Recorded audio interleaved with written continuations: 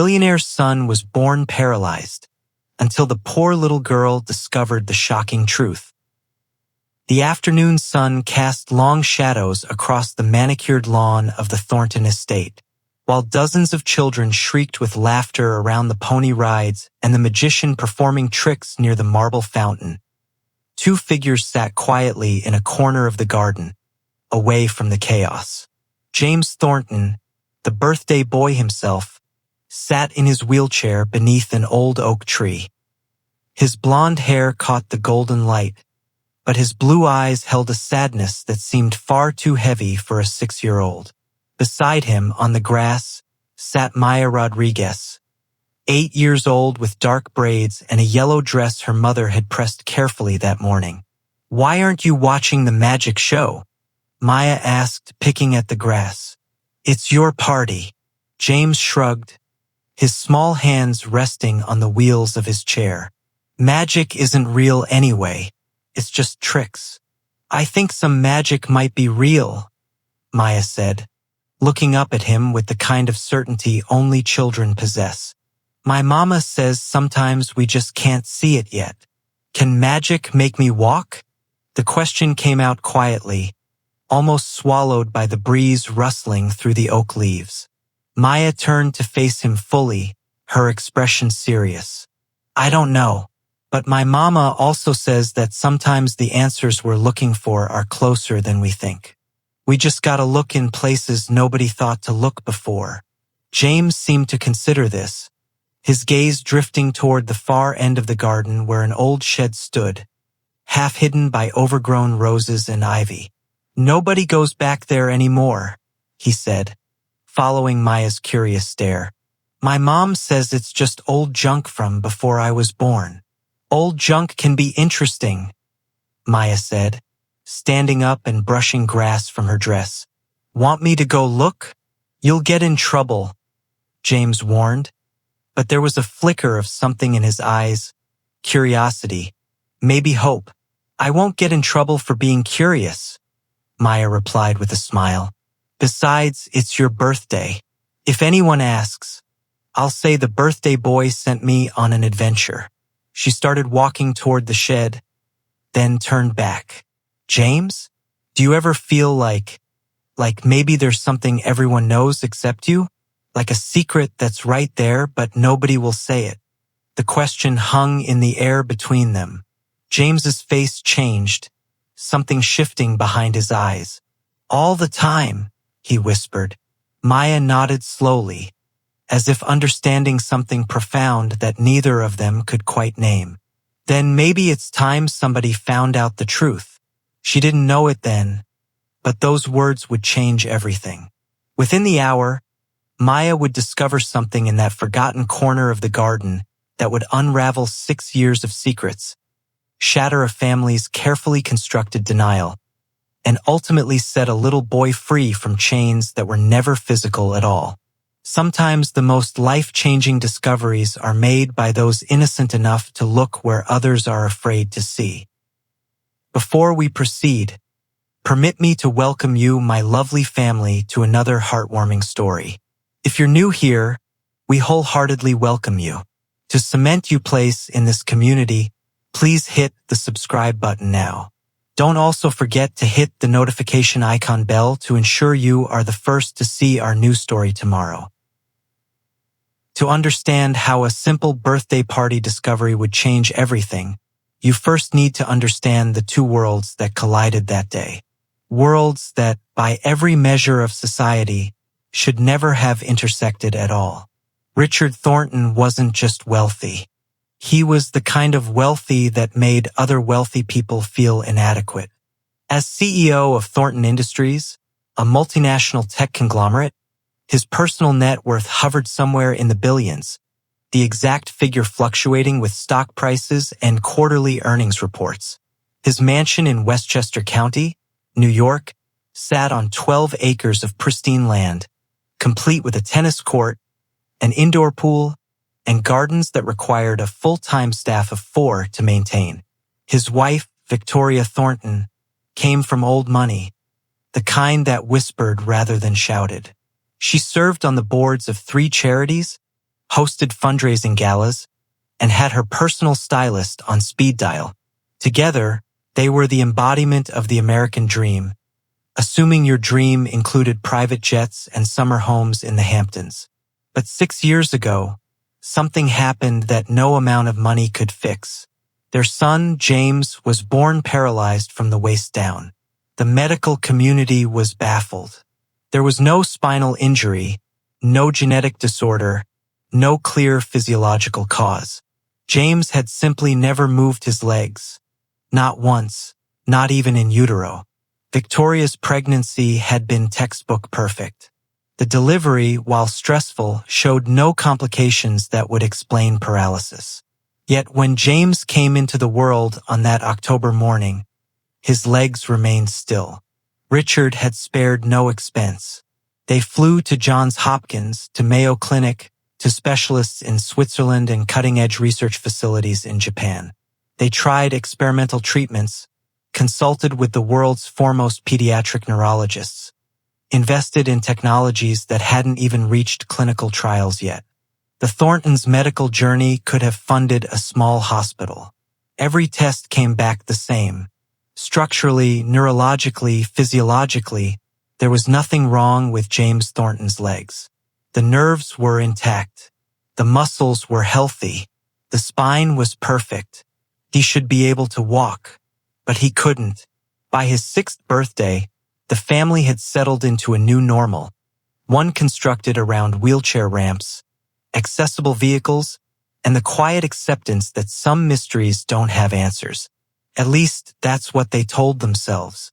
15 miles away, in a modest 2-bedroom apartment in Mount Vernon, Carmen Rodriguez was fighting a different kind of battle. She woke every morning at 5, prepared breakfast for her daughter Maya, got her ready for school, then headed to her job as a janitor at Riverside Preparatory Academy, the exclusive private school where Maya attended on a needs-based scholarship. Carmen worked 3 jobs. Beyond her primary position at Riverside Prep, she cleaned offices on weekday evenings and picked up weekend shifts at a local hotel. She had come to America from the Dominican Republic 12 years ago, pregnant and alone after Maya's father disappeared when he learned a baby was coming. She had built a life through sheer determination, learning English at night classes, working her way from housekeeping to head custodian, ensuring her daughter had opportunities she never did. Maya was everything to Carmen. Bright, curious, compassionate beyond her years.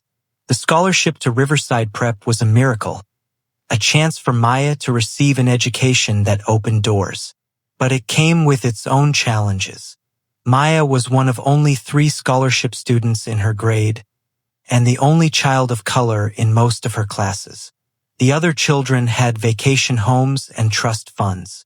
Maya had 2 school uniforms that her mother washed and pressed in rotation, and a winter coat from the Goodwill that she'd learned to love because her mama had chosen it specially. She understood, in the way children understand without needing words, that her world was different from her classmates' worlds, which is why her friendship with James Thornton was so unexpected. It had started 4 months earlier, in February, when Maya was finishing her homework in the library during after-school care. Carmen's shift didn't end until 6, so Maya waited, usually reading or drawing in the quiet corners where she wouldn't bother anyone. James had been there with his private aide, Mrs. Chun, who was helping him with a history project. Most of the other children had been picked up by nannies or parents in luxury SUVs. The library was nearly empty. Maya had been drawing pictures of flowers, trying to capture the way tulips looked in the pictures of her mother's homeland. She'd been humming softly, unconsciously, a song her mother sang while cooking. James had rolled his wheelchair closer, curious. Mrs. Chun had stepped away to take a phone call, and James had asked simply what Maya was drawing. There was no pity in his question, no condescension, just genuine interest. And Maya, who had learned to guard herself against the casual cruelty of children who saw her mother cleaning their bathrooms, recognized something in James. He was lonely too. They started talking. about small things, safe things, favorite colors and least favorite vegetables, and whether dragons could possibly be real if dinosaurs once were. By the time Carmen arrived to collect Maya, James was smiling in a way Mrs. Chun later told Victoria she hadn't seen in months. It became their routine. Maya would finish her homework, James would complete his therapy exercises or tutoring, and they'd spend the last 30 minutes before Carmen's shift ended just talking. Sometimes they'd play board games. Sometimes James would show Maya magic tricks he'd learned from YouTube. Sometimes they'd just sit in comfortable silence. Two kids who understood what it felt like to be different. The teachers noticed. Some found it sweet. Others found it concerning. There were whispered conversations about appropriate boundaries, about whether the scholarship student should be spending so much time with one of the school's most prominent families. Mrs. Henderson, the second-grade teacher, had even approached Carmen once, delicately suggesting that perhaps Maya shouldn't become too attached. Carmen had smiled politely and said nothing, but that night, she'd held Maya close and told her that friendship was precious, no matter where it came from. That kindness didn't have a price tag, and anyone who thought it did was missing the point of being human. Maya had nodded seriously, processing this in her thoughtful way, and asked if she could still be James's friend. Carmen had kissed her forehead and said yes, always yes. When the invitation to James's 6th birthday party arrived, hand-delivered in an expensive cream envelope with formal calligraphy, Carmen's first instinct was to decline. She knew what these events were like. She'd cleaned up after enough of them, hauling away mountains of wrapping paper and half-eaten gourmet cupcakes, scrubbing champagne stains from Italian tile while wealthy parents laughed in rooms she'd never be invited to enter. But Maya's face when she saw the invitation, the pure joy that lit up her brown eyes, made the decision. They would go. Carmen would endure the sidelong glances and the polite distance. Maya would have this moment of feeling included, of being wanted. Carmen used a week's worth of grocery money to buy Maya the yellow dress. It wasn't designer, but it was new, and it was beautiful, and Maya had twirled in front of their apartment's cloudy mirror like a princess. Carmen wore her best church dress, the navy one that was only slightly worn at the hem, and her good shoes that pinched her feet but looked respectable. They took 2 buses to reach the Thornton estate, arriving exactly at the time specified on the invitation. Carmen held Maya's hand as they walked up the long driveway, past cars that cost more than 3 years of Carmen's salary. If you've ever experienced that moment when you realize how vast the gap between worlds can be, when you physically step from one reality into another so different it might as well be a different planet, then you understand what Carmen felt as she stood before those mansion doors. If stories like this resonate with you, if you believe that what happens next matters, we'd be honored if you joined our community here. These are the stories that need to be told. But Carmen squared her shoulders, squeezed Maya's hand, and rang the bell, because this wasn't about her pride or her discomfort. This was about her daughter and a lonely little boy who'd found something rare in each other. What none of them knew, as that door opened and they stepped into a world of marble floors and crystal chandeliers, was that within a few hours, the careful structures both families had built, the stories they told themselves, the truths they'd buried, would all come crashing down. Sometimes destruction is necessary for healing. Sometimes everything has to fall apart before it can be put back together right. The door opened, and they stepped inside. The Thornton mansion was even more overwhelming on the inside. The foyer alone was larger than Carmen's entire apartment, with soaring ceilings and a chandelier that probably required a crane to install. A sweeping staircase curved upward to the 2nd floor, its banister polished to a mirror shine. A woman in a black uniform, not unlike what Carmen wore to work, took their coats. Carmen felt the woman's eyes pass over her, a moment of recognition between people who existed in the same economic reality. A tiny nod passed between them, acknowledgement without words. Victoria Thornton appeared from what looked like a formal living room, her heels clicking against the marble floor. She was elegant in the effortless way that only generational wealth can produce, wearing a cream pantsuit that probably cost more than Carmen made in a month. Her smile was polite, practiced, and didn't quite reach her eyes. She thanked Carmen for coming, her tone pleasant but distant, the way you might thank someone for delivering a package. Then her attention shifted to Maya, and the smile became slightly more genuine. James had talked about Maya, after all. Even Victoria, in her carefully controlled world, couldn't deny that her son seemed happier lately. She directed them toward the backyard where the party was already in full swing.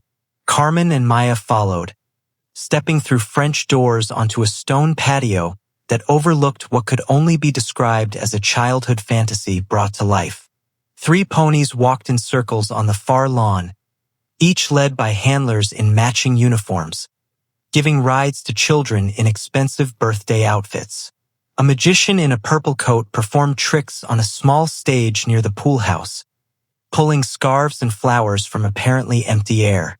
Tables covered in white cloths offered food that looked like art, miniature sandwiches cut into shapes, fruit arranged in elaborate displays, a chocolate fountain surrounded by strawberries and marshmallows.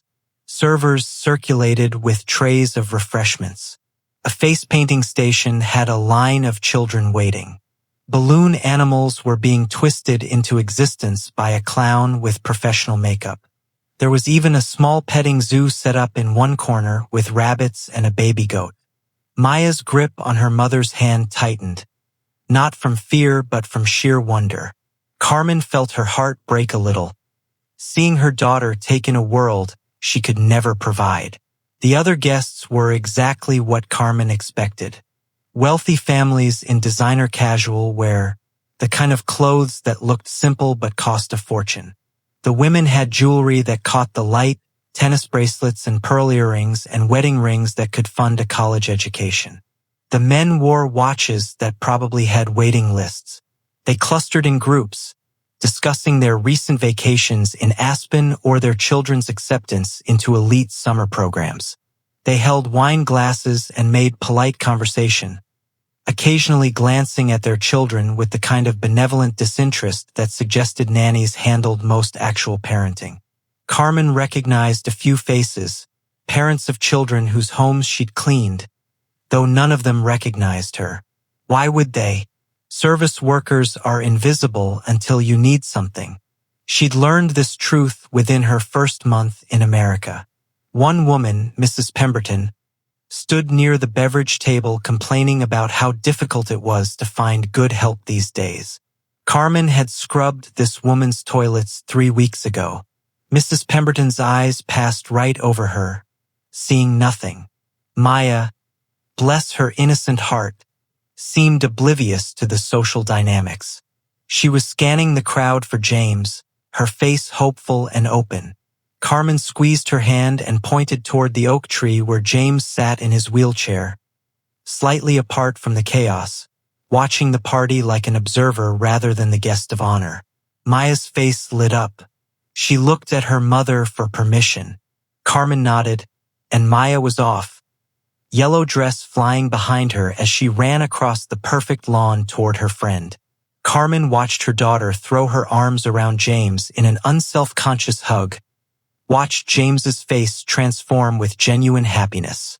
For a moment, watching those 2 children, she felt the discomfort of being their ease slightly. This was why they'd come. This moment. She found a spot at the edge of the patio, trying to be invisible, the skill she'd perfected over years of existing in spaces where she worked but didn't belong. She watched Maya and James talking animatedly, James pointing toward different parts of the party, Maya listening with her characteristic intensity. Victoria appeared beside her, holding a glass of white wine, her posture perfect. She made small talk about the weather, about how lovely it was that the rain had held off. She asked polite questions about Maya's school performance. She did not ask about Carmen's life, her struggles, Her dreams. Why would she? They lived in different universes that happened to occasionally intersect. Richard Thornton was mostly absent, appearing periodically between phone calls.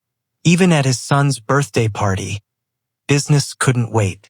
Carmen saw him take at least 5 calls in the first hour, walking to the far end of the garden, his face serious, his gestures animated.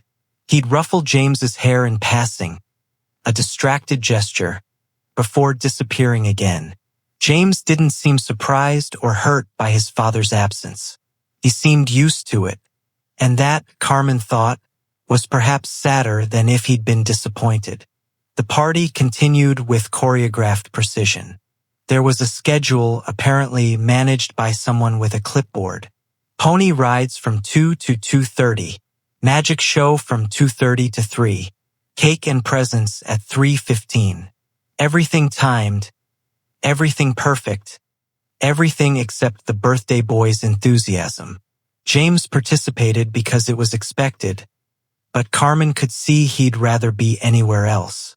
He smiled for photos, clapped at appropriate moments, thanked people for gifts he didn't seem excited about. He was performing being happy, the way children learn to do when adults need them to be okay. Maya stayed by his side through most of it, content to be his companion rather than rushing off to try every activity. When other children came over, awkward in that way children are when they don't know how to act around someone in a wheelchair, Maya smoothly redirected conversations, making everything feel normal. She had a gift for that, Carmen realized with pride. Her daughter saw people, really saw them, without the filters of difference or disability or economic status. She just saw James, a 6-year-old boy who liked jokes and hated Brussels sprouts and collected interesting rocks. As the afternoon wore on, some children got restless and tired. A few tantrums erupted, quickly handled by nannies who appeared from nowhere. The adults' wine consumption increased. The perfect veneer began to show tiny cracks. Mrs. Henderson from school was there with her own children. She gave Carmen a look that managed to be both sympathetic and condescending, the expression of someone who thinks they're being kind by acknowledging your existence. Carmen smiled back, refusing to give her the satisfaction of discomfort. Around 3 o'clock, as the cake was being prepared, Carmen noticed Maya wandering toward the far end of the garden. She was looking at something in the distance, her curiosity clearly piqued. Carmen recognized that expression. It was the same look Maya got when she found something interesting to explore, some small mystery to unravel. Carmen was about to call her back when Victoria appeared again, this time with a photographer, organizing parents and children for a group photo. Carmen was expected to be in it, apparently, though she suspected she'd be cropped out of the version that made it to the Thorntons' Christmas card. She lost sight of Maya for a moment, distracted by the positioning and the photographer's instructions. When she looked again, Maya had disappeared into the garden's far corner, near an old shed that looked distinctly out of place among the manicured perfection. Something about that shed caught Carmen's attention. It was old, older than the renovated mansion, its wood weathered and its paint peeling. Roses had grown wild around it, and ivy claimed half its walls. It looked forgotten, like something from the property's past that had been left behind when everything else was updated. This is the moment Carmen would later realize, when everything changed. When fate or chance or divine intervention, depending on what you believe, put a curious 8-year-old girl in exactly the right place at exactly the right time. If you're watching this and your heart is already racing, if you can feel what's coming, then you understand why stories like this need to be shared. Stay with us. What happens next will shake you. Maya disappeared behind the shed. Carmen could see her yellow dress flash between the overgrown roses. She wasn't worried, not yet. It was a birthday party, a safe space. What harm could come from a child exploring a garden? She couldn't have known that behind that shed, in a weathered box that had been forgotten for 6 years, buried under garden tools and old equipment, lay the truth that would unravel everything the Thornton family had constructed. Sometimes the most important discoveries happen when we stop looking in the expected places and start paying attention to the forgotten corners. Maya had always been good at finding things others missed. Maya had always been drawn to forgotten things. While other children gravitated toward the new and shiny, she found beauty in the overlooked. The library books no one checked out, the playground swing that squeaked, the corner of the schoolyard where wildflowers pushed through cracks in the pavement. So when she saw that old shed, half hidden and clearly forgotten, something in her responded. It looked like it held stories, like it remembered things the fancy mansion had forgotten. She made her way through the roses carefully, mindful of thorns, the way her mother had taught her. The shed door was slightly ajar, not locked, just neglected. Inside, it smelled of earth and time, dust motes dancing in the light that filtered through gaps in the wooden walls. Garden tools leaned against the walls, old ones with wooden handles and rust on the metal. There were clay pots stacked in a corner, cracked and forgotten. A cobwebbed window filtered greenish light. Everything looked like it hadn't been touched in years. Maya wasn't looking for anything in particular. She was just curious, the way children are, exploring for the sake of exploration. She ran her fingers along an old workbench, traced patterns in the dust. That's when she saw the box. It was pushed back behind a pile of terracotta pots, partially hidden by an old tarp. It wasn't particularly large or fancy, just a simple wooden box, the kind that might have held tools or seeds. But something about it called to her attention. She pulled it out carefully, coughing a little at the dust it disturbed. The box wasn't locked. The latch was stiff but gave way when she wiggled it. Inside, protected from moisture by the box's tight seal, were papers. Maya couldn't read all the words. At 8, her reading was good but not perfect, especially with the medical terminology and adult language. But she could read some things. She could read names. James Thornton's name was on almost every document. There were medical reports with hospital letterheads. There were notes in handwriting she couldn't decipher. There were what looked like letters, though she couldn't understand most of the content. But certain words jumped out at her, repeated across multiple documents. Psychological evaluation recommended. Conversion disorder possible. No physical abnormality detected. Psychosomatic symptoms. Family trauma. Maya's heart beat faster. She didn't understand everything, but she understood enough to know this was important. These papers were about James, about why he couldn't walk. And they'd been hidden here, in this forgotten shed, for years. She gathered the documents carefully, holding them like the treasure they were. Her yellow dress now had dust on it, but she didn't care. She needed to show these to her mother. Her mother would understand. Her mother always understood the important things. She emerged from the shed, blinking in the bright afternoon sun, clutching the papers to her chest. She scanned the lawn for her mother, finding Carmen near the patio, talking with another woman. Maya ran, her heart pounding with the weight of discovery. She didn't know exactly what she'd found, but she knew it mattered. She knew it was the answer to James's question from earlier, the one about magic and walking. Maybe this was the magic. Not tricks and illusions, but truth. Hidden truth finally found. Carmen saw her daughter running and felt immediate mother's instinct kick in. Something was wrong, or at least unusual.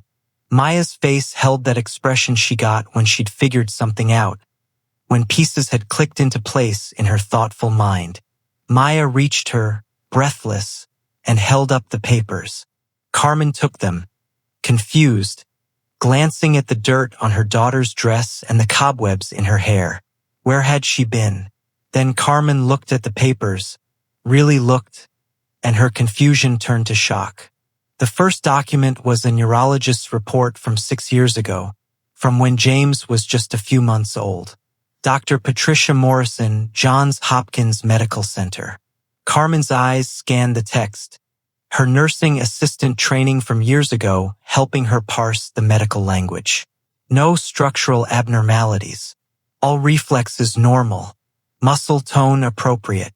Neural pathways intact. Physical examination reveals no cause for paralysis. Recommend comprehensive psychological evaluation of family system. Infant may be responding to environmental stressors. The second document, 3 months later, different doctor. Massachusetts General Hospital. Similar findings. No physical cause identified. Strongly suggests psychiatric consultation for parents and child. Pattern consistent with conversion disorder presentation in infancy. Extremely rare but documented in cases of severe familial trauma. A third report, this one from a child psychiatrist. Dr. Helena Ruiz, Columbia Presbyterian. Family declined follow-up after initial consultation. Mother resistant to psychological explanations. Father unavailable for sessions. Recommend continued monitoring and family therapy. Without intervention, condition likely to persist. There were more. Report after report, spanning James's first 2 years of life. Every single one said the same thing in different words. There was nothing physically wrong with James Thornton. The paralysis was psychological, psychosomatic, a physical manifestation of emotional and psychological trauma. And every single report recommended therapy, family counseling, psychiatric intervention. Every single one had been ignored. Carmen's hands trembled as she read. She looked up at the mansion, at the perfect facade, at Victoria Thornton laughing with guests near the champagne fountain, at Richard Thornton on yet another phone call at the garden's edge. They knew. They had to have known. These reports were clear, written by some of the best doctors in the country. The Thorntons had been told, repeatedly, that their son's condition wasn't medical. It was psychological. It was treatable. It was potentially reversible with proper care. But they'd hidden these reports, literally buried them in an old shed, out of sight, out of mind. They'd continued consulting neurologists and surgeons, throwing money at a physical problem that didn't exist, ignoring the emotional crisis that did. Why? Carmen's mind raced. Why would parents ignore this? Why would they condemn their child to years in a wheelchair when the solution was available? She flipped through more papers and found one that made everything suddenly horribly clear. It was a sympathy card, dated October 2019, the month James was born. Deepest condolences on the loss of your beloved brother, Michael. Our thoughts are with you during this difficult time. Another card. So sorry for your loss. Michael was a bright light in this world. A funeral program, folded and yellowed. Michael James Thornton, 1982 to 2019. Beloved son, brother, uncle. Gone too soon. The pieces fell into place. James had been born the same month his uncle died. Richard's brother. The trauma the doctors had referred to. The environmental stressor that had somehow imprinted on an infant. But there was more. Carmen found a letter, handwritten, never sent. Victoria's handwriting, judging by the expensive stationery. It was addressed to no one, dated 3 months after James's birth. I can't do this. I can't feel anything. They tell me it's postpartum depression, but it's more than that. Michael is dead and my baby doesn't move his legs and Richard won't talk about any of it and I feel like I'm drowning. Every time I look at James, the first think about death. Every time I hold him, I feel nothing. I'm supposed to love him and I feel nothing. They want me to see a psychiatrist, but if I admit something's wrong, then it's real. If we just focus on his legs, on fixing his legs, then we don't have to talk about Michael or about me or about any of it. The legs are easier. The legs we can throw money at. The legs don't require us to fall apart. Carmen felt tears in her eyes. This was the truth. The hidden, buried, devastating truth. James's paralysis wasn't random and it wasn't physical. It was his tiny infant body's response to a family drowning in grief and denial. It was Victoria's untreated postpartum depression. It was Richard's avoidance of emotional pain. It was a family trauma that had manifested in an innocent child's body. And for 6 years, they'd chosen to pretend otherwise. They'd chosen expensive medical treatments over facing their own pain. They'd chosen their son's wheelchair over their own healing. Maya stood beside her mother, watching her face. She didn't understand all of it, but she understood enough. She understood that what she'd found was important. She understood that James's inability to walk wasn't what everyone thought it was. Carmen looked at her daughter, this brave, curious child who'd stumbled onto a truth that adults had buried. She looked at the papers in her hands, evidence of a tragedy compounded by denial. She looked at James, sitting alone by the oak tree while his party continued around him. A 6-year-old boy trapped by his parents' inability to face their own demons. And Carmen faced the impossible question. What do you do when you're a janitor holding evidence that could change a billionaire's family forever? What do you do when speaking up could cost you everything but staying silent would be a betrayal of a child who deserved the truth? She thought about her own life, about how many times she'd stayed quiet to keep her job, to avoid confrontation, to remain invisible. She thought about every time she'd swallowed her dignity to provide for Maya. She thought about the power dynamics that said people like her didn't question people like the Thorntons. But she also thought about Maya's face when she played with James. She thought about how that little boy lit up when he had a real friend. She thought about 6 years stolen from a child because adults couldn't face their pain. Carmen folded the papers carefully and looked toward Victoria Thornton, still circulating among guests, still performing perfection. Her heart hammered in her chest. Every instinct for self-preservation screamed at her to put the papers back, to forget what she'd seen, to protect her job and her daughter's scholarship and the small, hard-won stability of their lives. But sometimes the right thing and the safe thing are not the same. Sometimes courage means risking everything for a truth that matters more than comfort. Carmen took a deep breath, straightened her shoulders, and began walking toward Victoria Thornton. Maya followed close behind, her small hand finding her mother's. The birthday party continued around them, oblivious. The magician performed his final trick. Children laughed on the ponies. Servers refilled champagne glasses. The sun began its slow descent toward the horizon. And in that moment, with old papers in her hands and her daughter at her side, Carmen Rodriguez, janitor and single mother, was about to do the bravest thing she'd ever done. She was about to hand a billionaire the truth she'd been hiding from for 6 years. Finding Victoria Thornton alone wasn't easy. She moved through the party like a hostess in a well-choreographed dance, always surrounded by someone, always engaged in conversation, always performing the role of perfect wife and mother. But Carmen waited, following at a respectful distance, the papers folded in her hands like a bomb waiting to detonate. Finally, Victoria stepped away from the main gathering, walking toward the house, probably to check on the cake or coordinate the next phase of the party's schedule. Carmen seized the moment. She approached carefully, aware of every social boundary she was crossing.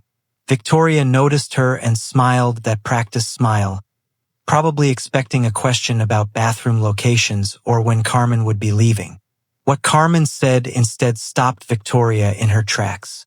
She asked quietly and respectfully if they could speak privately.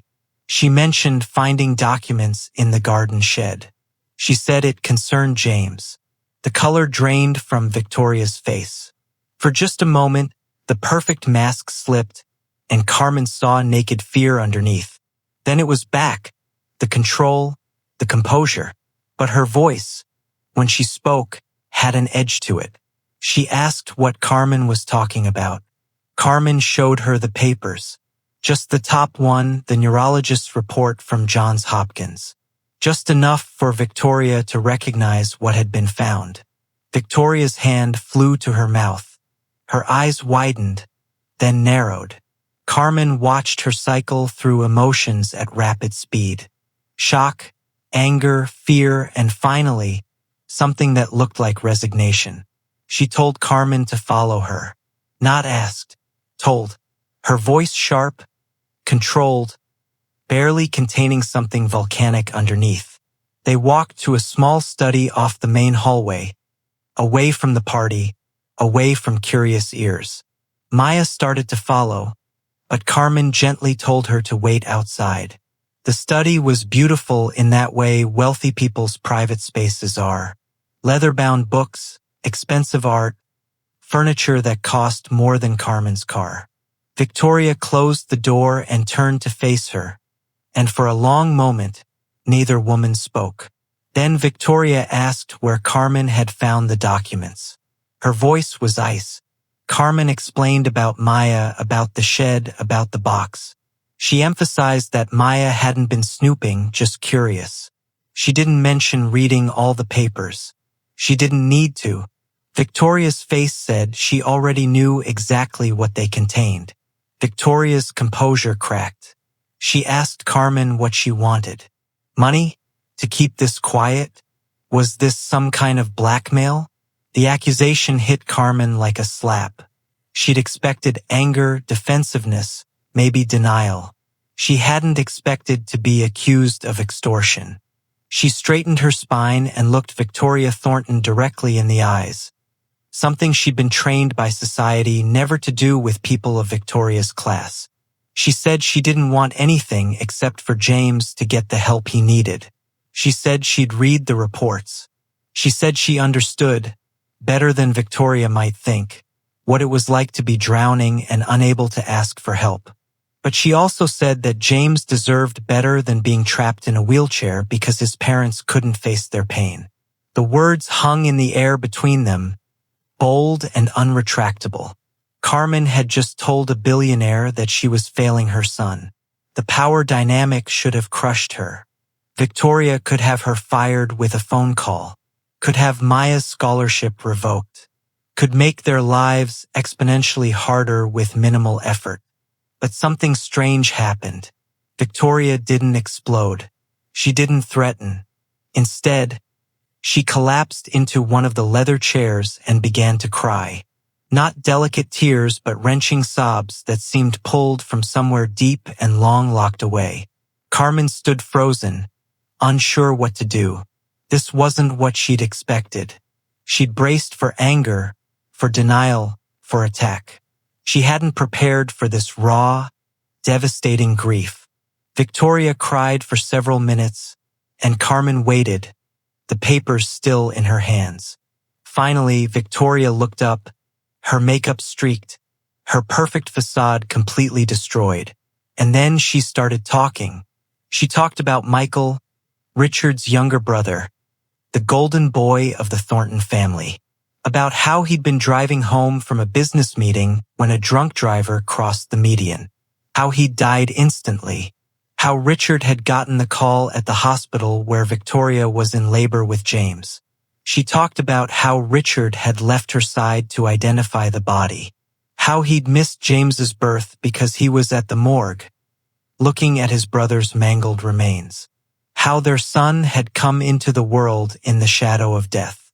She talked about the postpartum depression that had swallowed her whole, how she'd looked at her newborn and felt nothing, how terrified she'd been of those feelings, how ashamed, how she'd pretended everything was fine because admitting otherwise felt like admitting failure.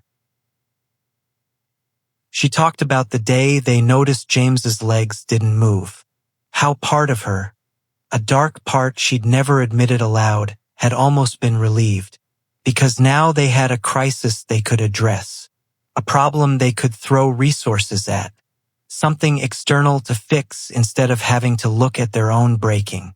She talked about the doctor's recommendations for therapy, for psychiatric evaluation, how she'd convinced Richard to ignore them, how she'd told herself the doctors were wrong, that it had to be physical because the alternative that her depression and grief had somehow caused this was too horrible to accept. She talked about 6 years of denial, of expensive medical treatments they knew, deep down, wouldn't work, of choosing the wheelchair over the truth because the truth required them to admit they'd been failing their son from the day he was born. Carmen listened to all of it, and despite her anger, despite her frustration, she felt compassion stir, because she understood.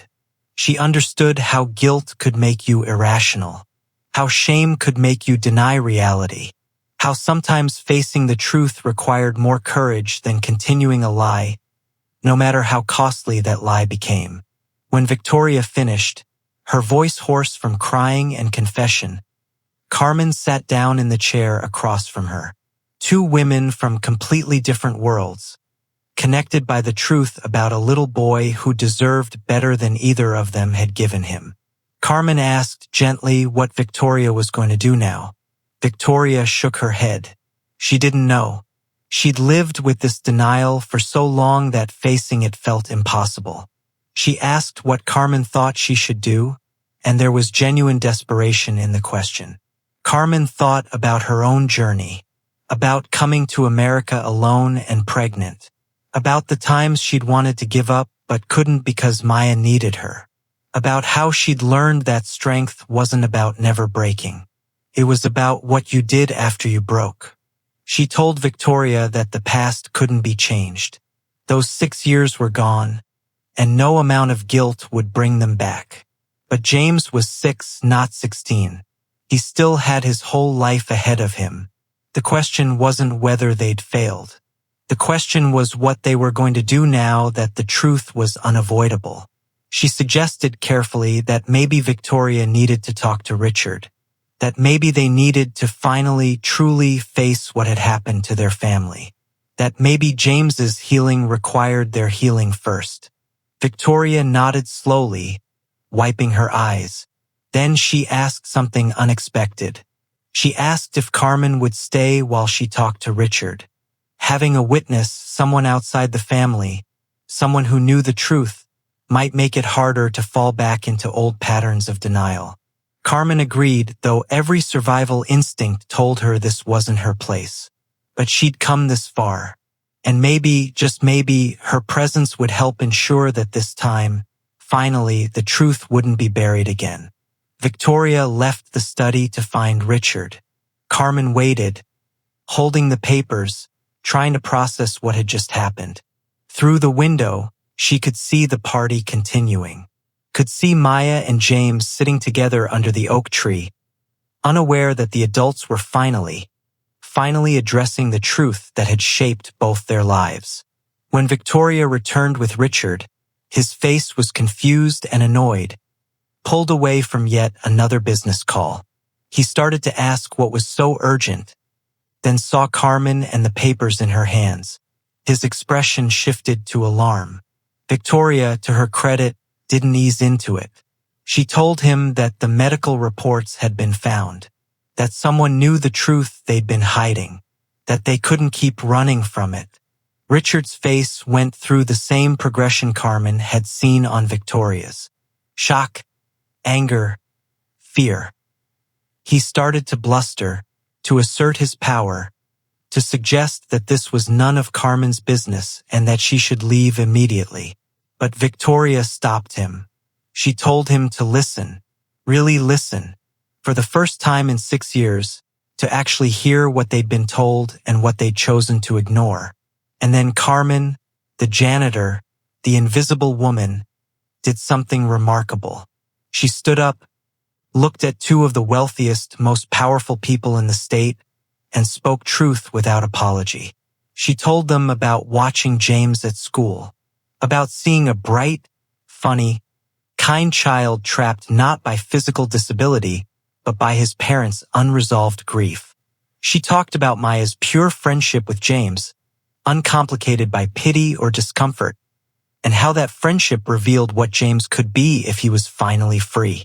She told them that money couldn't fix this, that all their wealth, all their resources, all their power meant nothing if they couldn't find the courage to face themselves.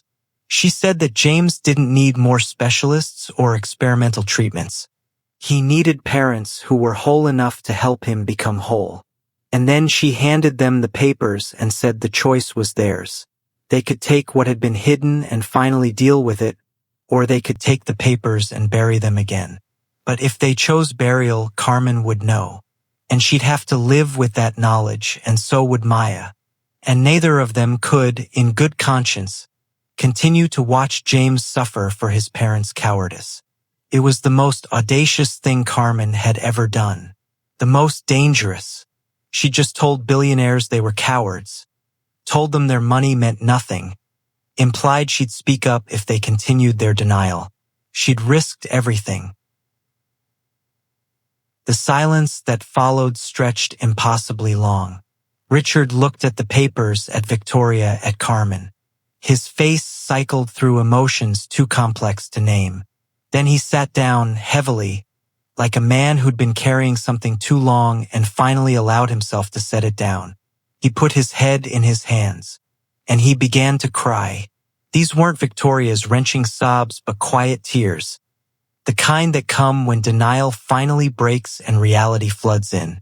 He cried for his brother, for his son, for 6 years of running from pain that never goes away just because you refuse to look at it. Victoria knelt beside her husband's chair, and they held each other like two people drowning together, finally admitting they needed help. Carmen stood witness to this breakdown of walls, this demolition of denial, this painful, necessary unraveling.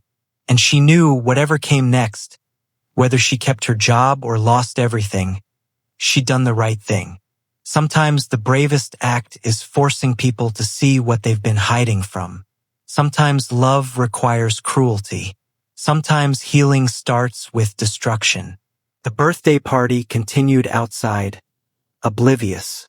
But in that study, with afternoon light slanting through expensive windows, a family finally began the painful process of facing the truth. And a little boy's chance at freedom, at actually walking, at having a real childhood, became possible for the first time. The first call Victoria and Richard made, together, sitting in that study with Carmen still present, was to Dr. Helena Ruiz, the child psychiatrist who'd tried to help them 6 years earlier. The doctor they'd dismissed, whose recommendations they'd ignored, whose wisdom they'd traded for the comfort of denial. Dr. Ruiz remembered them. Of course she did. Doctors don't forget the patients they couldn't help, especially children. When Victoria explained that they were ready now, finally ready to face what they'd been running from, there was no judgment in Dr. Ruiz's voice, just quiet professionalism and, perhaps, relief. She had a colleague, Dr. Sarah Mitchell, who specialized in conversion disorders in children. She could see them within the week. It would be intensive. It would be difficult. It would require the whole family's commitment. Was that something they could do? For the first time in 6 years, Victoria and Richard said yes without hesitation. The rest of James's birthday party continued in a strange duality. Outside, children played and parents socialized, oblivious to the seismic shift happening inside the mansion. The cake was served, presents were opened, thank yous were said. James, with Maya beside him, smiled and laughed, unaware that his parents were in the process of making decisions that would change his life. Carmen stayed until the party ended, at Victoria's request. Not as the janitor's mother, but as something else entirely. A witness, a catalyst, a woman whose courage had broken through walls that money couldn't penetrate. When the last guests left and Maya and James were playing in the living room under Mrs. Chen's supervision, Victoria and Richard sat down with Carmen one more time. Richard apologized genuinely for his initial reaction, for almost attacking her when she'd been trying to help his son, for 6 years of pride and denial that had cost James so much. He asked Carmen what they could do to thank her. The offer was delicate, aware of how easily gratitude could become insulting, how money could demean the gift she'd given them. Carmen thought carefully before answering. She didn't want money. What she wanted was reassurance that they'd follow through, that this wasn't just momentary vulnerability that would harden back into denial once she left, that James would actually get the help he needed. Victoria, her eyes still red from crying, promised. They would follow through. They had to. They'd wasted 6 years. They wouldn't waste another day. The following week felt like a lifetime compressed. Dr. Sarah Mitchell met with Victoria and Richard first, just the parents, to understand the family history. She was a woman in her 50s with kind eyes and a no-nonsense approach that didn't allow for excuses or deflection. She explained conversion disorder to them in terms they could finally hear. It wasn't about blame or fault. It was about how the mind and body communicate, especially in infants and young children. When emotional pain becomes too overwhelming, when the environment is saturated with grief and stress, a child's developing system sometimes converts that psychological distress into physical symptoms. James's paralysis wasn't intentional or manipulative. It was his infant brain's attempt to manage an unmanageable situation.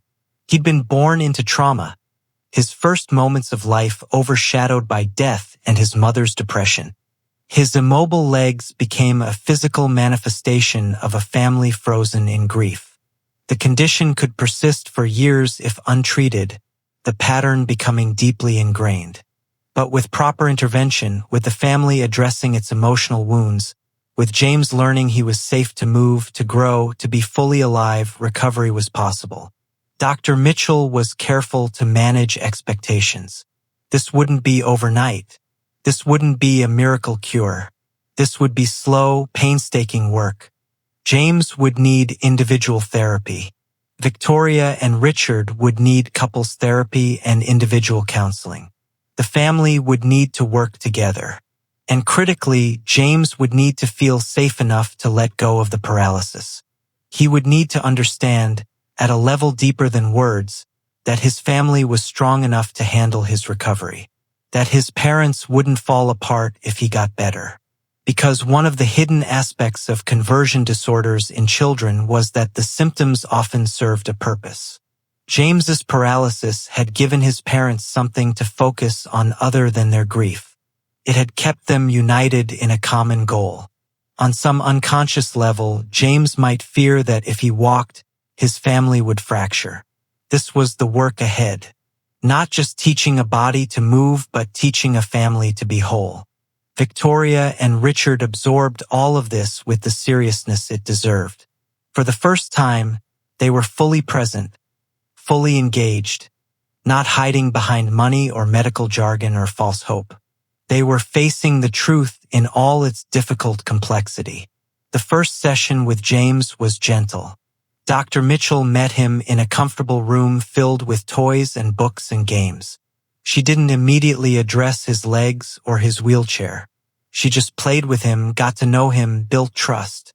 Maya was invited to some of these sessions with Carmen's permission. Dr. Mitchell had recognized something important. Maya represented something crucial for James. Genuine friendship, acceptance without pity, relationship without the weight of family trauma. Her presence was therapeutic in ways no technique could replicate. During one session, Dr. Mitchell asked James, very casually while they were building with blocks, if he ever wondered why his legs didn't work. James had shrugged, saying the doctors didn't know. Everyone said it was just how he was born. Dr. Mitchell asked if that answer felt true to him, if deep down he believed that was really the whole story. James had gone very quiet. Then, in a voice so small it was almost a whisper, he'd said sometimes he felt like if he tried to walk, something bad would happen. He didn't know what, just that moving felt dangerous somehow. It was a breakthrough. the first crack in 6 years of accepted limitation. Over the following weeks, the work continued in layers. Victoria met with Dr. Mitchell to finally, properly address her postpartum depression and the grief she'd never processed. Richard worked on his tendency to avoid emotional pain by burying himself in work. They attended couples therapy to rebuild intimacy that had eroded under the weight of shared denial. And James, slowly, carefully, began to explore the possibility that his legs might work after all.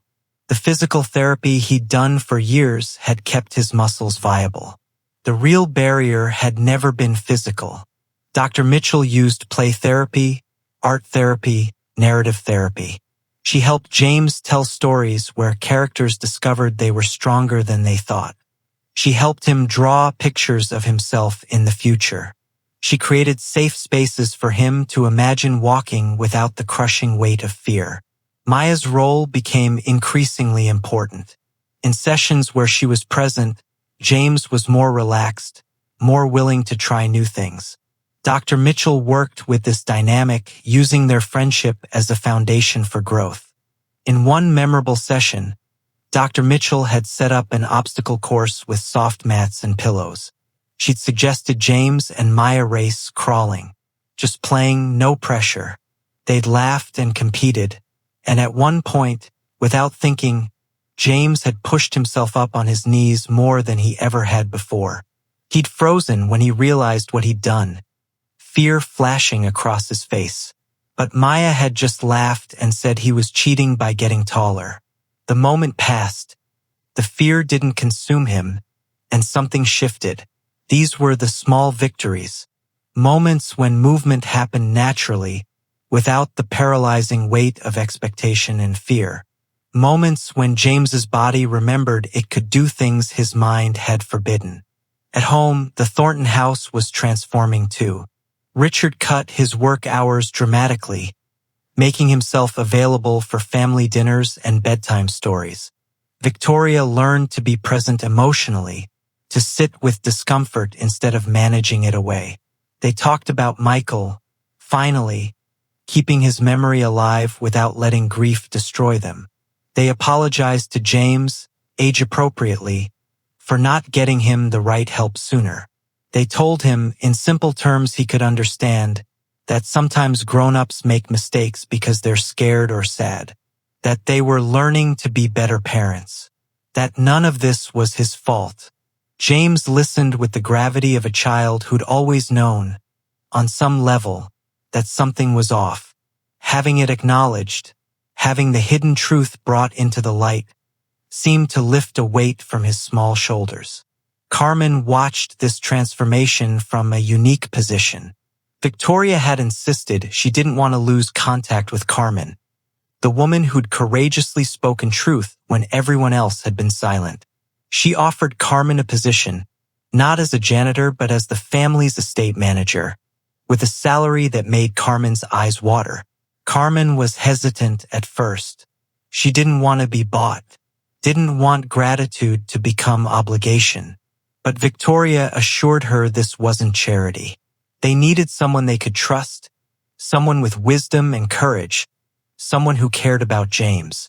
The job was real and the respect was genuine. After much consideration, Carmen accepted. For Maya's sake, for the stability it would provide, and because she'd invested in James's healing now.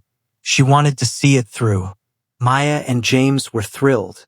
They'd be able to see each other more often, not just at school but at the mansion where Carmen now worked. Their friendship deepened, becoming the kind of bond that transcends childhood, the foundation for a lifelong connection. 3 months into intensive therapy, something remarkable happened. James was in a session with Dr. Mitchell, with Maya present and his parents watching through a one-way mirror. They'd been playing a game where they had to touch different colored circles on the floor. Maya had touched all the circles easily, running and jumping. James had been using his hands, crawling to each one. Dr. Mitchell hadn't pushed, just made it part of the game.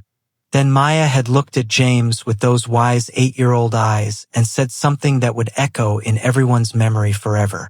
She'd said, "James, I think your legs have been sleeping for a really long time. Maybe they just need you to wake them up." It was simple, childlike, not medical or psychological or complicated. Just a truth expressed with innocent clarity. James had looked at his legs, really looked at them, maybe for the first time with something other than resignation. And he'd said very softly, "I think maybe you're right." Dr. Mitchell had knelt beside him, calm and centered. She'd asked if he wanted to try waking them up. No pressure, no expectation, just curiosity. James had nodded. And with Dr. Mitchell's support, with Maya watching with absolute faith, with his parents holding their breath behind the mirror, James had tried. His left foot moved, just a little, just a twitch, but it moved, deliberately, intentionally. For the first time in his conscious memory, James Thornton had moved his own leg. The room went completely still. Even Maya, usually bubbly and energetic, was quiet, sensing the magnitude of the moment. Then James tried again. His right foot this time. Another small movement. Tears were streaming down his face, but he was smiling. Dr. Mitchell was crying too, silent tears of professional joy at witnessing the breakthrough she'd been building toward. Behind the mirror, Victoria collapsed into Richard's arms, both of them sobbing. Carmen, who'd been invited to observe, covered her mouth with her hands, her own tears flowing freely. It wasn't walking, not yet. It was movement, intentional, conscious, freely chosen movement. It was James's mind and body reconnecting, 6 years of wires crossed finally beginning to align. It was the beginning of everything. The weeks following that first intentional movement were a dance of hope and patience. The medical community has terms for what happened next: neuroplasticity, psychosomatic reversal, mind-body integration. But for James and his family, it was simpler than that. It was freedom arriving in increments. Dr. Mitchell brought in a physical therapist, Marcus Chin, who specialized in working with children recovering from conversion disorders. Marcus understood that this wasn't about building strength. James's muscles, kept viable through years of physical therapy, were capable. This was about teaching a brain to trust a body again, about removing psychological blocks that had been 6 years in the making. The parallel bars became James's proving ground.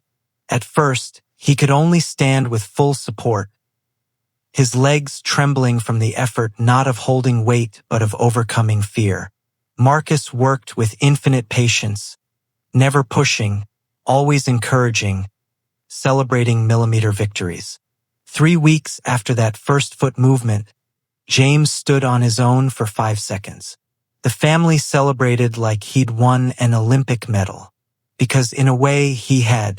He defeated an opponent that lived inside him, fears and trauma that had shaped him since birth. Maya was there for many of these sessions, her presence a kind of magic that no medical degree could provide. She'd cheer for him, tell him stories while he rested between attempts, draw pictures of them running together in the garden. Her absolute faith in his eventual success became his faith too. If you're watching this and feeling the weight of this journey, if you're invested in James and Maya and Carmen and this family's transformation, then you understand why we tell these stories. We believe truth and healing matter. We believe sharing these moments of human triumph creates ripples of hope. If this resonates with you, if you want to be part of a community that celebrates these victories, we'd be honored to have you join us. But for now, let's continue with James's journey. 1 month in, James took his first supported steps.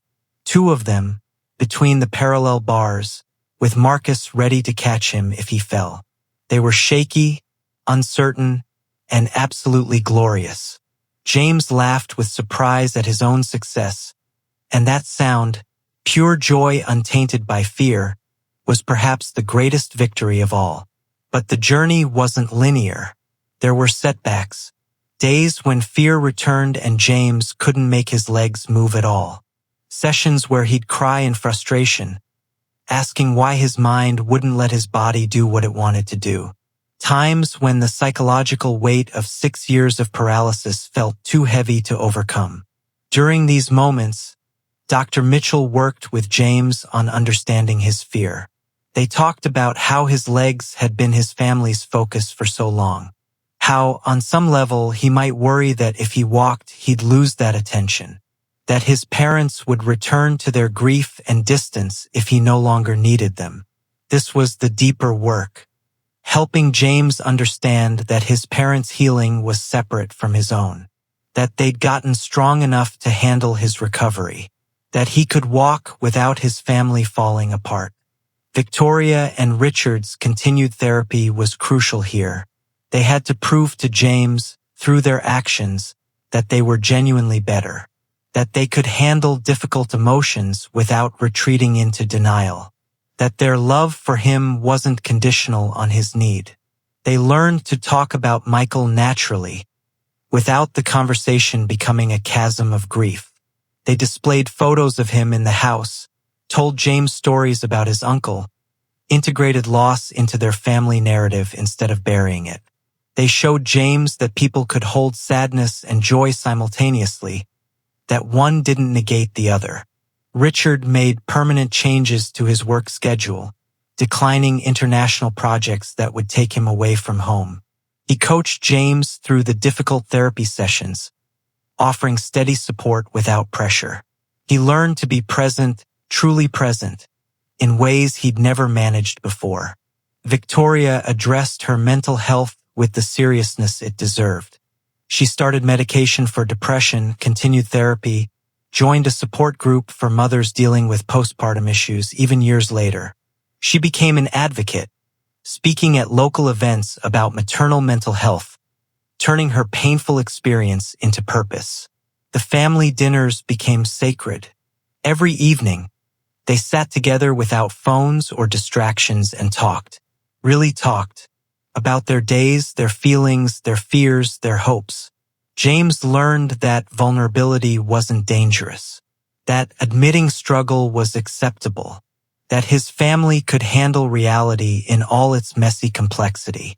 2 months into intensive therapy, James walked the length of the parallel bars without support. 10 feet of independent movement. 10 feet that represented 6 years of locked potential finally releasing. Carmen was there that day, at Victoria's invitation, and she watched with the satisfaction of someone who'd planted a seed and witnessed it grow. The celebration was immediate and overwhelming. James was hugged and praised and photographed. But Marcus, wise in his experience, cautioned against too much fanfare. Recovery wasn't linear. Pressure, even positive pressure, could become its own burden. They needed to let James progress at his own pace, celebrate victories without creating expectation of constant triumph. The weeks following that first intentional movement were a dance of hope and patience. The medical community has terms for what happened next: neuroplasticity, psychosomatic reversal, mind-body integration. But for James and his family, it was simpler than that. It was freedom arriving in increments. Dr. Mitchell brought in a physical therapist, Marcus Chin, who specialized in working with children recovering from conversion disorders. Marcus understood that this wasn't about building strength. James's muscles, kept viable through years of physical therapy, were capable. This was about teaching a brain to trust a body again. About removing psychological blocks that had been 6 years in the making. The parallel bars became James's proving ground. At first, he could only stand with full support, his legs trembling from the effort not of holding weight but of overcoming fear. Marcus worked with infinite patience, never pushing, always encouraging, celebrating millimeter victories. 3 weeks after that first foot movement, James stood on his own for 5 seconds. The family celebrated like he'd won an Olympic medal, because in a way he had. He defeated an opponent that lived inside him, fears and trauma that had shaped him since birth. Maya was there for many of these sessions, her presence a kind of magic that no medical degree could provide. She'd cheer for him, tell him stories while he rested between attempts, draw pictures of them running together in the garden. Her absolute faith in his eventual success became his faith too. If you're watching this and feeling the weight of this journey, if you're invested in James and Maya and Carmen and this family's transformation, then you understand why we tell these stories. We believe truth and healing matter. We believe sharing these moments of human triumph creates ripples of hope. If this resonates with you, if you want to be part of a community that celebrates these victories, we'd be honored to have you join us. But for now, let's continue with James's journey. 1 month in, James took his first supported steps. 2 of them, between the parallel bars, with Marcus ready to catch him if he fell. They were shaky, uncertain, and absolutely glorious. James laughed with surprise at his own success, and that sound, pure joy untainted by fear, was perhaps the greatest victory of all. But the journey wasn't linear. There were setbacks, days when fear returned and James couldn't make his legs move at all. Sessions where he'd cry in frustration, asking why his mind wouldn't let his body do what it wanted to do. Times when the psychological weight of 6 years of paralysis felt too heavy to overcome. During these moments, Dr. Mitchell worked with James on understanding his fear. They talked about how his legs had been his family's focus for so long. How, on some level, he might worry that if he walked, he'd lose that attention. That his parents would return to their grief and distance if he no longer needed them. This was the deeper work, helping James understand that his parents' healing was separate from his own, that they'd gotten strong enough to handle his recovery, that he could walk without his family falling apart. Victoria and Richard's continued therapy was crucial here. They had to prove to James, through their actions, that they were genuinely better, that they could handle difficult emotions without retreating into denial, that their love for him wasn't conditional on his need. They learned to talk about Michael naturally, without the conversation becoming a chasm of grief. They displayed photos of him in the house, told James stories about his uncle, integrated loss into their family narrative instead of burying it. They showed James that people could hold sadness and joy simultaneously, that one didn't negate the other. Richard made permanent changes to his work schedule, declining international projects that would take him away from home. He coached James through the difficult therapy sessions, offering steady support without pressure. He learned to be present, truly present, in ways he'd never managed before. Victoria addressed her mental health with the seriousness it deserved. She started medication for depression, continued therapy, joined a support group for mothers dealing with postpartum issues even years later. She became an advocate, speaking at local events about maternal mental health, turning her painful experience into purpose. The family dinners became sacred. Every evening, they sat together without phones or distractions and talked, really talked, about their days, their feelings, their fears, their hopes. James learned that vulnerability wasn't dangerous, that admitting struggle was acceptable, that his family could handle reality in all its messy complexity. 2 months into intensive therapy, James walked the length of the parallel bars without support. 10 feet of independent movement. 10 feet that represented 6 years of locked potential finally releasing. Carmen was there that day, at Victoria's invitation, and she watched with the satisfaction of someone who'd planted a seed and witnessed it grow. The celebration was immediate and overwhelming. James was hugged and praised and photographed. But Marcus, wise in his experience, cautioned against too much fanfare. Recovery wasn't linear. Pressure, even positive pressure, could become its own burden. They needed to let James progress at his own pace, celebrate victories without creating expectation of constant triumph. That night, James asked his parents a question that revealed how much he'd grown. He asked if they were proud of him for walking or if they'd been proud of him all along, even in the wheelchair. The question landed heavy. It was the question Dr. Mitchell had been preparing them for, the one that would test whether they truly changed. Richard and Victoria, to their credit, answered with hard-earned wisdom. They told James they'd always been proud of him, that the wheelchair had never diminished his worth, that if he never walked another step, he'd still be precious and valuable and enough, that they were proud of his courage in doing this hard work, but their love wasn't conditional on his progress. James cried, and so did his parents. But these were cleansing tears, the kind that wash away old fears and make room for new growth. The physical progress continued with psychological progress. 3 months in, James could walk across a room with minimal support. For months in, he managed stairs, slowly and carefully, but managed them nonetheless. 5 months in, he walked independently for 30 feet, only slightly unsteady, his gait improving with every day. The transformation was remarkable to observe. Not just physically, though that was obvious, but emotionally, psychologically. James became more confident, more vocal, more willing to try new things. It was as if walking had unlocked more than just his legs. It had unlocked his entire sense of self. Maya was his constant companion through all of it. They created games that helped with his balance and coordination without feeling like therapy. They explored the mansion's garden together, James walking farther each time, Maya patient with his slower pace. They planned futures that included running and jumping and all the physical freedom James had never imagined having.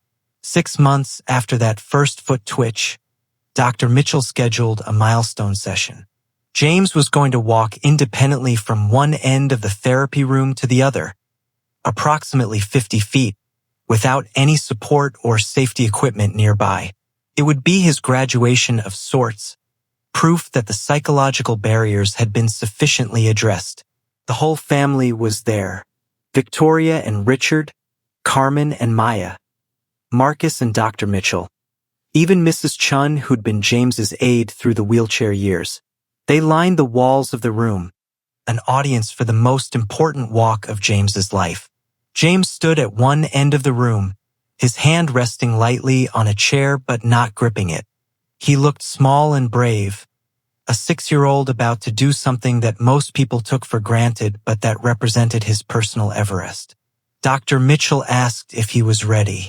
James nodded, then looked at Maya, who gave him a thumbs up and a grin that said she'd never doubted him for a second. James took a breath, let go of the chair, and walked. His first steps were careful, measured. His arms spread slightly for balance. His face was concentrated, focused, but he was moving forward under his own power, his legs doing what they'd been capable of all along but had been forbidden to do. 5 steps, 10, 15. The room was silent except for James's careful footfalls. Everyone held their breath, afraid that any sound might break the spell. 20 steps, 30. James's confidence grew with each step. His stride became more natural, less uncertain. He was remembering how to trust his body. 40 steps, 45. Maya started to cry happy tears. Carmen put her arm around Maya's shoulders, her own eyes wet. And then James reached the 50-foot mark. He'd walked the full distance. He turned around, saw his family's faces, saw the tears and smiles and absolute joy, and something beautiful happened. He laughed, pure, unfettered, childlike laughter. And then he actually ran, stumbling and graceless but gloriously fast, back toward his parents. Victoria dropped to her knees and caught him, Richard wrapping both of them in his arms, all 3 of them crying and laughing simultaneously. In that moment, the past 6 years didn't disappear. The pain and loss and mistakes didn't vanish. But they were integrated now, part of the family's story rather than a hidden wound festering in darkness. They'd survived the truth. They'd faced their demons. They'd done the hard work, and James was walking. The miracle wasn't that his legs suddenly worked. The miracle was that a family had found the courage to face what they'd been hiding from. The miracle was that a single mother had risked everything to speak truth to power. The miracle was that an 8-year-old girl had been curious and brave enough to look in forgotten places. The miracle was that love, real love, the kind that faces truth instead of hiding from it, could set a child free from chains that were never physical to begin with. Dr. Mitchell watched with professional satisfaction and personal joy.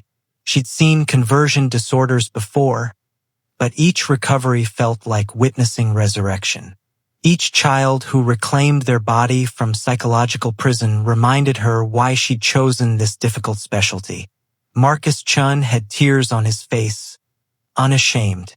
In 20 years of physical therapy, he'd never witnessed anything quite like this.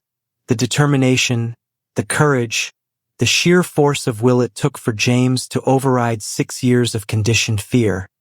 It was humbling to witness. Carmen held Maya close, whispering to her that she'd helped save a boy's life, that her curiosity and kindness had changed everything. Maya, mature beyond her years, understood.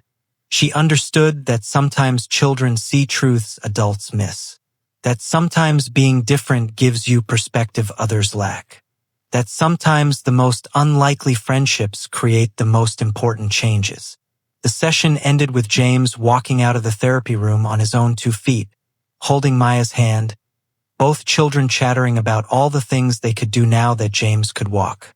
Play tag, go on the playground, race, climb, jump, all the ordinary miracles of childhood that James had been denied but would now experience.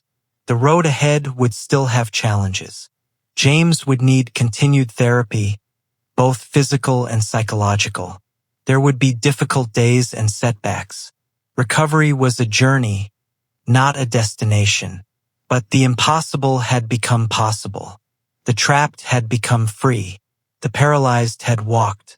And it had all started with a curious little girl finding a box in a forgotten garden shed. With the courage of a single mother who risked everything to speak truth. With a family finally brave enough to face their pain. Sometimes the most profound transformations begin with the smallest acts of courage. Sometimes freedom is found in the most unexpected places. Sometimes healing requires destroying the lies we've told ourselves and facing reality in all its difficult beauty. James walked out of that therapy room and into a future that had finally become possible. 6 months is both forever and no time at all. For James Thornton, those 6 months represented the difference between who he'd always been and who he was becoming. The wheelchair that had defined his existence for 6 years now sat in a corner of the garage, a relic of a past that felt simultaneously distant and painfully recent. He walked now, not perfectly. There was still a slight limp, a tiny hesitation in his gait that Marcus Chan assured them would likely fade with time and practice. But he walked. He ran, though not as fast as other children yet. He climbed, carefully but successfully. He jumped, delighting in the sensation of both feet leaving the ground simultaneously. The physical transformation was obvious to anyone who saw him, but the deeper changes were more subtle and more profound. James carried himself differently now. There was a confidence in his posture, a lightness in his demeanor that had nothing to do with walking and everything to do with freedom. He'd been released from more than physical paralysis. He'd been released from being a problem to solve, a tragedy to manage, a puzzle that consumed his family's energy. He was just James now, a 7-year-old boy who loved dinosaurs and hated broccoli and could finally chase his best friend through the garden. Maya was thrilled with his progress, celebrating every milestone as if it were her own victory. In some ways, it was her curiosity had sparked everything. Her friendship had provided the safe space for James to heal. Her absolute certainty that he could walk had helped him believe it too. She never claimed credit, never asked for recognition. She was just happy her friend was happy. The two of them were inseparable now, at school and at home. Carmen's new position as estate manager meant Maya spent considerable time at the mansion, not as a visitor from a different world, but as a natural part of the family's rhythm. The class boundaries that had once seemed insurmountable had dissolved. Not because wealth suddenly didn't matter, but because relationship mattered more. Carmen had transformed in her own way. The fear and survival mode that had defined her existence for 12 years had eased. She still worked hard. Her position as estate manager was no less demanding than her previous jobs. But there was dignity in it now, respect, fair compensation. She no longer lived in perpetual anxiety about making rent or affording groceries or what would happen if Maya got sick and she had to miss work. She'd moved from the cramped two-bedroom apartment to a modest house. Nothing fancy. But theirs, with a small yard where Maya could play. She'd started taking online classes, working toward a degree in social work. Maybe she could help other families the way she'd helped the Thorntons. Maybe her experience navigating two worlds gave her unique insight. Maybe her willingness to speak uncomfortable truth could be channeled into meaningful work. Victoria had become, surprisingly, a close friend. The two women came from utterly different backgrounds, but they'd been through something profound together. Victoria respected Carmen in a way that transcended class, and Carmen saw Victoria as a complex person rather than a wealthy caricature. They had coffee together regularly, talking about their children, their fears, their growth. Victoria had found purpose beyond managing charity boards and hosting galas. She'd become a vocal advocate for maternal mental health, speaking at hospitals and community centers about postpartum depression. She talked openly about her own experience, about how untreated mental illness had contributed to James's condition, about how shame and stigma had kept her from seeking help. Her advocacy was genuine, not performative. She funded support groups, pushed for better screening and resources, used her wealth and influence to make a real difference. She'd taken her darkest experience and transformed it into light for others. It was her own form of healing, her way of making meaning from pain. Richard had changed perhaps most dramatically. The workaholic CEO had discovered that his family was more important than quarterly earnings. He delegated more, restructured his role to allow for better work-life balance, and actually showed up for his son's life. He coached James's adaptive sports team, attended every therapy appointment, planned family outings. He'd also started therapy himself, working through the grief over Michael that he'd never properly addressed. He visited his brother's grave regularly now, talking to Michael about James's progress, about how Michael would have loved his nephew, about how loss didn't have to destroy a family if they faced it together. The foundation Richard established, the James Thornton Foundation for Pediatric Mental Health, had become his passion project. It funded research into conversion disorders, provided grants for families who couldn't afford proper treatment, trained medical professionals to recognize psychosomatic conditions in children. Richard poured money and energy into ensuring other families didn't suffer for years like his had. The foundation's work was already making a difference. 3 children had been diagnosed with conversion disorders early because of awareness campaigns the foundation funded. All 3 were in treatment, their conditions addressed before years of paralysis set in.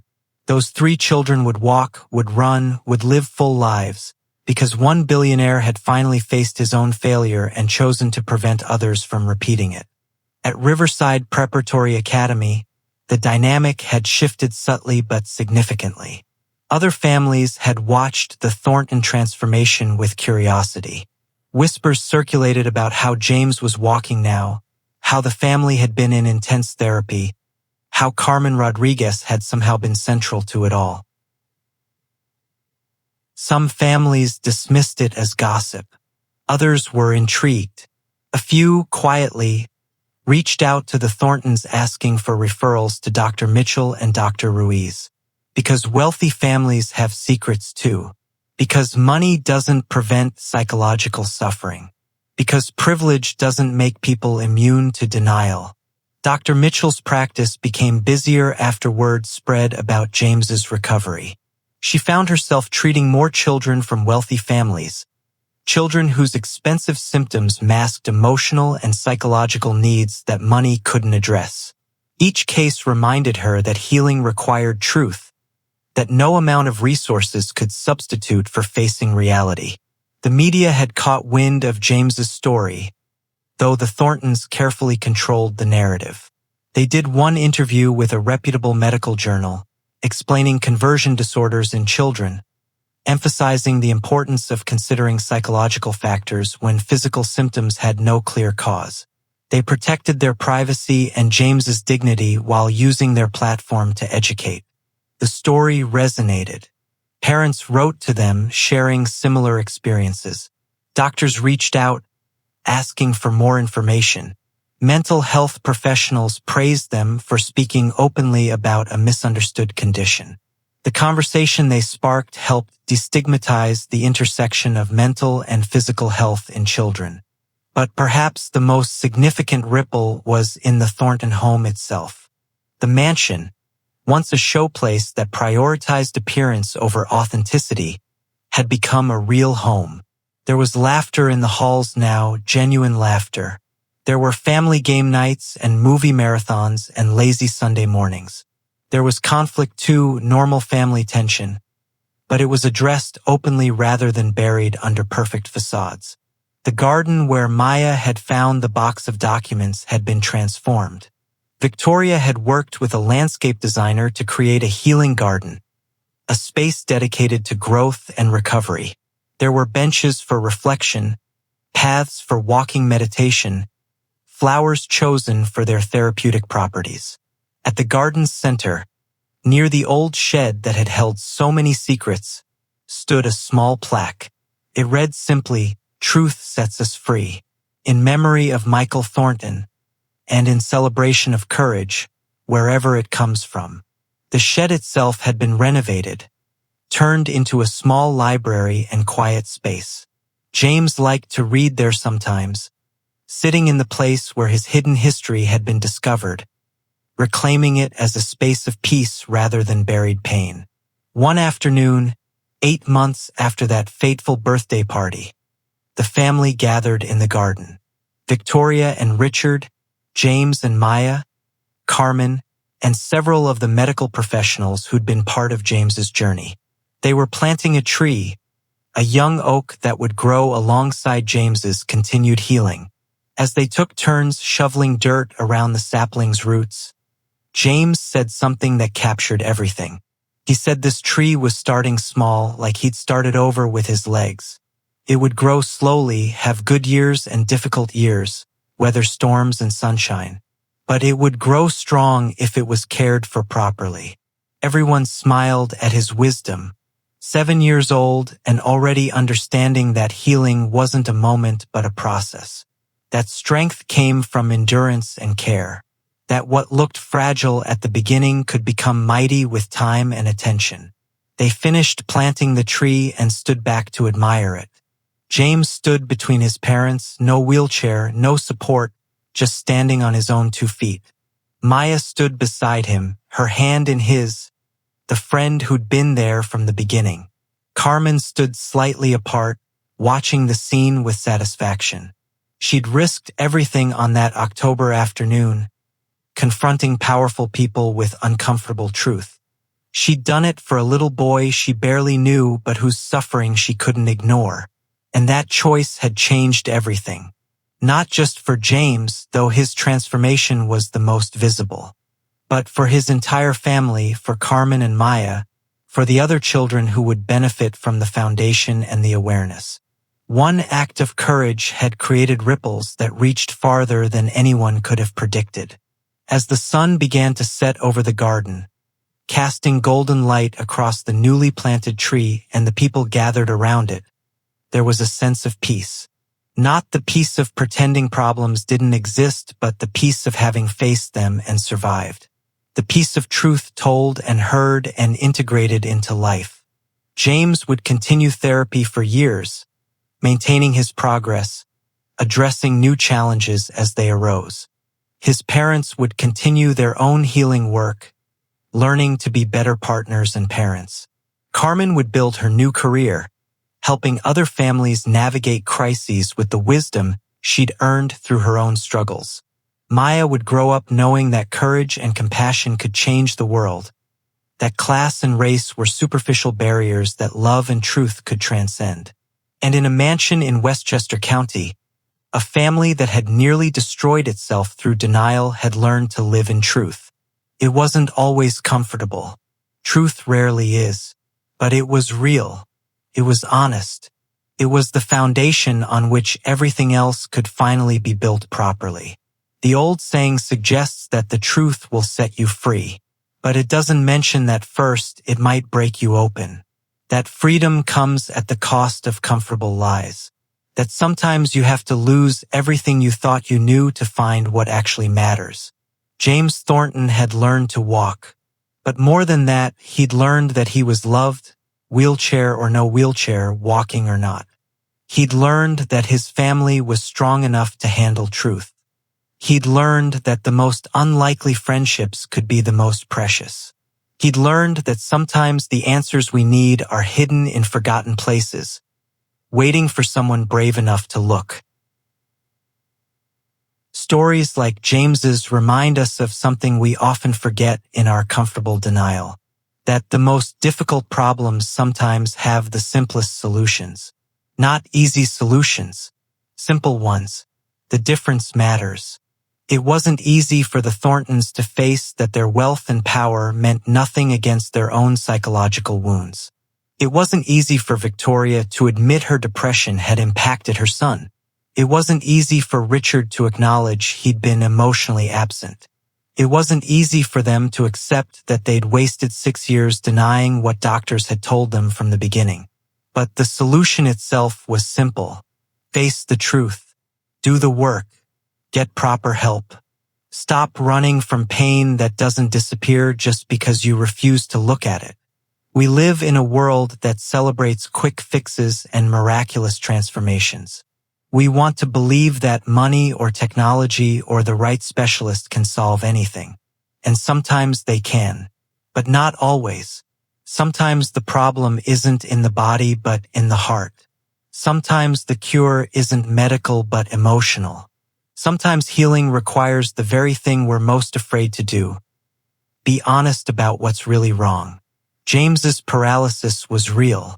The wheelchairs and the limitations and the struggles were all genuine.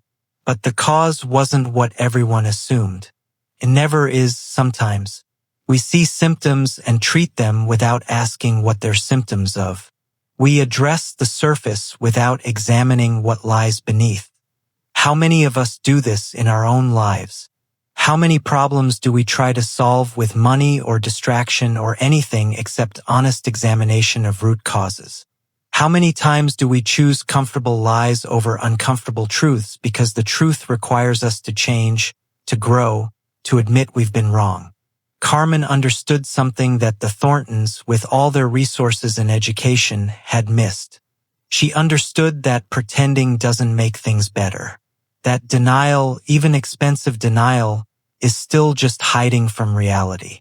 She understood that sometimes the bravest thing you can do is tell someone a truth they don't want to hear. And she did it knowing it could cost her everything. Her job, her daughter's education, the fragile stability she'd built. She did it anyway because a child's well-being mattered more than her comfort. That's courage. Not the absence of fear, but action despite fear. Not recklessness, but calculated risk in service of something more important than self-preservation.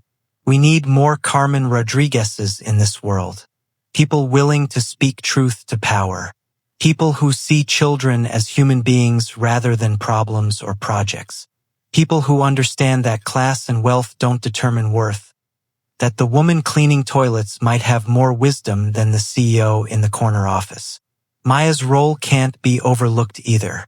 Her curiosity, her lack of preconception about what was possible, her pure friendship that didn't see disability or wealth or difference, just saw James, her friend. Children often see what adults miss because they haven't yet learned to unsee uncomfortable truths. They haven't yet mastered the art of denial. What would our world look like if we kept that childlike clarity? If we looked in forgotten places? If we questioned accepted narratives? If we refused to accept that's just how things are without asking why? The medical professionals, Dr. Mitchell and Dr. Ruiz and Marcus Chen, they represent another crucial element: persistence. They didn't give up on James even when his family had. They kept the door open for treatment, kept their knowledge available, waited for the moment when the family would be ready to hear what they'd been saying all along. Sometimes helping people means waiting for them to be ready to be helped. Pushing too hard closes doors. But remaining available, remaining willing to try again when they finally come around, that's a different kind of strength. And James himself, his courage in facing the fear that had paralyzed him, his willingness to do hard work, to try and fail and try again, his understanding, even at 7 years old, that healing takes time. Children are more resilient than we give them credit for, more capable of facing truth, more adaptable, more forgiving. He didn't just learn to walk. He learned that his worth wasn't tied to his ability, that his parents loved him beyond his limitations, that hard things were survivable. These lessons will serve him for the rest of his life, long after his limp completely fades. The Thornton family's story is unique in its specifics but universal in its themes. Every family has secrets. Every family has pain they'd rather not face. Every family has that thing they don't talk about, that truth that feels too big or scary or shameful to address. And in every family, that unaddressed pain finds ways to manifest. In addiction, in distance, in repeated patterns, in children acting out, in bodies that hurt without clear physical cause. What if we all had the courage to look in our own forgotten sheds? What if we examined what we've been burying? What if we faced our own comfortable lies? The work would be hard. There might be crying and conflict and the destruction of carefully constructed facades. But on the other side of that destruction is freedom. The freedom to be genuinely whole rather than perfectly broken.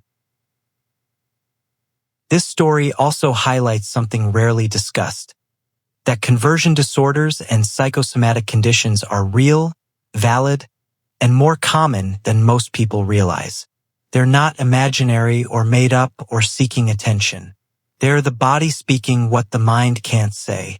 They deserve treatment with the same seriousness as any physical illness because they are physical illnesses, just with psychological roots. If you or someone you know experiences physical symptoms that doctors can't explain, consider asking about psychological factors, not instead of medical evaluation, but in addition to it. The mind and body aren't separate systems. They're interconnected in ways medicine is still understanding. Sometimes healing one requires addressing the other. Before we close, if this story has moved you, if it's made you think about truth and courage and healing in your own life, we'd love to hear from you. Where are you watching from? Have you ever discovered a hidden truth that changed everything? Have you ever had to choose between comfort and honesty? Have you ever witnessed a transformation that seemed impossible until it happened? Share your location and your thoughts in the comments below. These conversations matter. Your stories matter. We're building a community of people who believe truth and courage and compassion can change the world. One person, one family, one discovered secret at a time. The billionaire's son was born paralyzed. That was the story everyone knew, but it wasn't the truth. The truth was more complex, more painful, and ultimately more hopeful. The truth was that a little boy's body had been holding his family's hidden grief. And when that truth was finally, courageously unearthed, healing became possible. Not instant, Not easy, but possible. Maya found a box in a forgotten garden shed. Inside were papers that revealed 6 years of denial. That discovery started a chain reaction of truth-telling and courage and transformation. One curious 8-year-old girl, following her instinct to look where no one else was looking, changed a little boy's entire future. Sometimes that's all it takes. One person willing to look. One person brave enough to speak. One person refusing to accept that suffering is inevitable when it might be treatable. James Thornton runs now. Not perfectly, but joyfully. He climbs trees in the garden where his hidden history was discovered. He plays with his best friend, the girl who helped set him free. He lives in a family that finally learned how to face truth instead of hiding from it. His story is remarkable, but in another sense, it's ordinary. It's the story of what becomes possible when we stop pretending and start healing. When we choose courage over comfort. When we believe that truth, no matter how painful, is always better than the most beautiful lie. The real miracle wasn't that James walked. The real miracle was that a family found the courage to look in the places they'd been avoiding, to face what they'd been running from, to choose hard truth over easy denial. That kind of courage is available to all of us. In every moment, we can choose to look at what we've been avoiding. We can choose to face what scares us. We can choose to speak truth or live truth or seek truth, even when it's difficult. James is walking because people made those choices. Carmen chose courage over safety. Maya chose curiosity over comfort. Victoria and Richard chose truth over denial. Dr. Mitchell chose persistence over resignation. Each choice rippled outward. Each act of courage enabled the next. Each truth spoken made the next truth easier to tell. What truth are you avoiding? What have you buried in your own forgotten shed? What would become possible if you had the courage to look? These aren't rhetorical questions. They're invitations to examine your life with honest eyes, to consider whether the problems you're facing might have roots deeper than their symptoms, to wonder whether healing might require not more resources but more truth. James Thornton's story is a testament to human resilience, to the power of love expressed through honesty, to the possibility of transformation when we're brave enough to face ourselves. It's a reminder that sometimes the most profound miracles are the simplest. Choosing truth, doing the work, letting love be stronger than fear. The billionaire's son was born paralyzed until the poor little girl discovered the shocking truth. But the fuller story is this. A boy was trapped by his family's unspoken grief until a network of brave people, from janitor to child to doctors to parents finally willing to change, chose courage over comfort and set him free. That's the story. That's the truth. That's the miracle. And it's available to all of us, whenever we're ready to look in the forgotten places and face what we find there. Until our next story tomorrow, stay blessed.